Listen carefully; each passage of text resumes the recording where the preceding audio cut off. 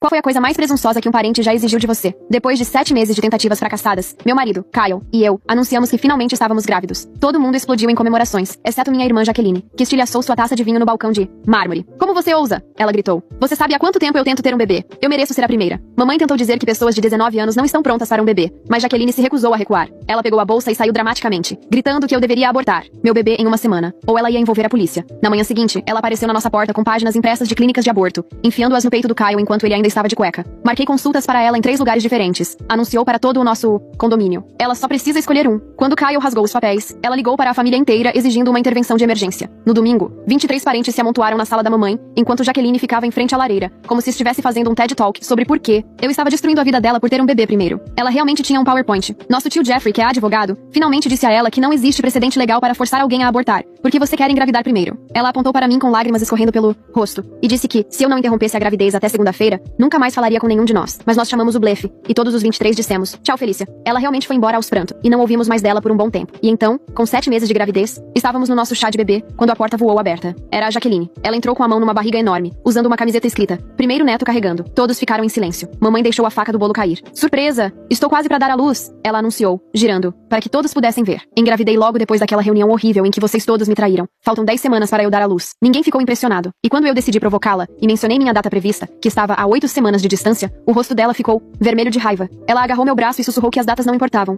porque ela daria um jeito de o dela vir primeiro, e saiu antes que alguém pudesse responder. Minha mãe me ligou naquela terça-feira, chorando aos prantos. Ela tinha descoberto com a colega de quarto da Jaqueline que a Jaqueline estava tomando substâncias para indução de parto do mercado negro, compradas no site da Romênia, arriscando a vida do bebê para parir antes de mim. Agora, a Jaqueline estava na UTI, mas não por causa da substância. Acontece que a Jaqueline tinha encontrado uma garota no Craigslist, cuja mãe havia sido parteira nas Filipinas, e pagou para essa garota fazer uma cesariana na sala de estar. A garota continuava recusando, dizendo que a Jaqueline tinha apenas 31 semanas, mas minha irmã a ameaçou dizendo que faria ela mesma com facas de cozinha se não ajudasse. Elas usaram estiletes esterilizados com vodka. Jaqueline perdeu tanto sangue que o vizinho viu escorrer por baixo da porta do apartamento. O bebê de algum modo saiu vivo, mas estava roxo e mal respirava. Os dois quase morreram na ambulância. O bebê foi direto para a UTI neonatal com ventilação mecânica, e Jaqueline precisou de uma histerectomia completa. Ela nunca teria outro filho. Quando recobrou a consciência, a primeira coisa que fez foi me ligar do leito do hospital. Você fez isso? Ela arfou através da máscara de oxigênio. Meu bebê está morrendo porque você não conseguiu esperar eu ter um filho. Primeiro, a parte mais louca de tudo isso é que, agora que ela lutava pela vida, a família de repente se dividiu no meio. Uma metade achava que ela tinha perdido a cabeça, mas a outra realmente achava que eu deveria ter adiado o anúncio da minha gravidez para poupar os sentimentos dela. Uma tia chegou a dizer que eu deveria simplesmente ter abortado, mas todos concordaram em uma coisa. Todos precisávamos estar lá pelo bebê doente. A minha própria gravidez ficou relegada a segundo plano. Eu não me importei muito, porém. Meu bebê era meu e do meu marido, não da minha mãe. Só era chato como, sempre que eu mencionava algo empolgante, a conversa era desviada. 3 dias antes da minha data prevista,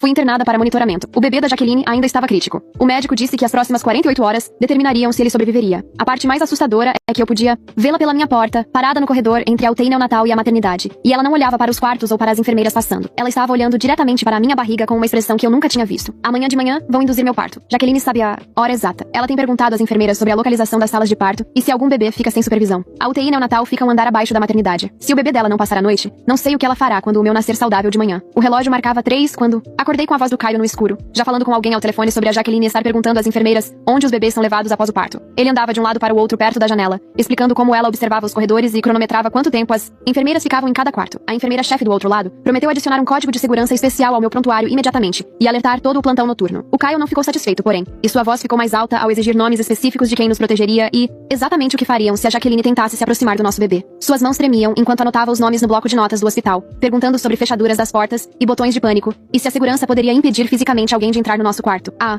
enfermeira continuava tentando acalmá-lo, mas Caio queria uma reunião com a segurança do hospital antes de a indução começar às 8 horas. Em 1 hora, Francis Bergman apareceu na nossa porta usando um crachá de supervisor de segurança e carregando uma pasta grossa de protocolos. Ele nos guiou por todas as medidas de segurança, mostrando fotos dos crachás eletrônicos que rastreiam a localização de todos e explicando como as etiquetas de segurança dos recém-nascidos acionariam um bloqueio automático se alguém tentasse removê-las ou levar um bebê por certas portas. Francis pegou o celular e pediu para eu enviar a foto mais nítida que eu tivesse da Jaqueline para distribuir a todos os seguranças de todos os turnos, com instruções para ficarem de olho nela. Ele nos mostrou o agente dedicado à ala de maternidade e nos deu o número direto dele, prometendo que alguém passaria para nos ver a cada hora. Assim que o trabalho de parto começasse, às 5 horas, alguém bateu e Olympia Hicks, do Serviço Social, entrou com uma prancheta cheia de formulários, explicando que precisava documentar todas as ameaças feitas pela Jaqueline para possível envolvimento do conselho tutelar. Ela sentou na cadeira, desconfortável de visitas, fazendo perguntas detalhadas sobre cada interação, cada ameaça, cada vez que Jaqueline mencionou o nosso bebê, enquanto meu rosto queimava de vergonha por ter que contar a uma completa estranha a bagunça da minha família. Olympia explicou o processo para conseguir uma ordem de restrição emergencial e disse que poderia iniciar a papelada agora mesmo, que um juiz poderia emiti-la antes mesmo de o bebê nascer. Meu telefone começou a vibrar sem parar quando mamãe aparentemente contou para todo mundo no grupo da família sobre as medidas de segurança que solicitamos. Metade dos meus primos achou que eu estava sendo dramática e exagerando o estresse de uma nova mãe, enquanto a outra metade começou a compartilhar histórias que eu nunca tinha ouvido sobre vezes em que Jaqueline os assustou ou fez algo instável quando não conseguia o que queria. Minha tia enviou 3 parágrafos sobre como a Jaqueline arranhou o carro dela por não ter sido convidada para uma festa no ensino médio. E meu primo mencionou ter encontrado a Jaqueline mexendo na bolsa dela no Natal, procurando pílulas anticoncepcionais para jogar fora. O tio Jeffrey mandou uma mensagem privada, dizendo que conhecia um detetive chamado Cyrus Powell, especializado nesses casos, que poderia agilizar um boletim de ocorrência se precisássemos. Eu hesitei por um segundo, com medo de piorar tudo e transformar isso numa guerra familiar ainda maior. Mas Kyle pegou meu telefone da minha mão e digitou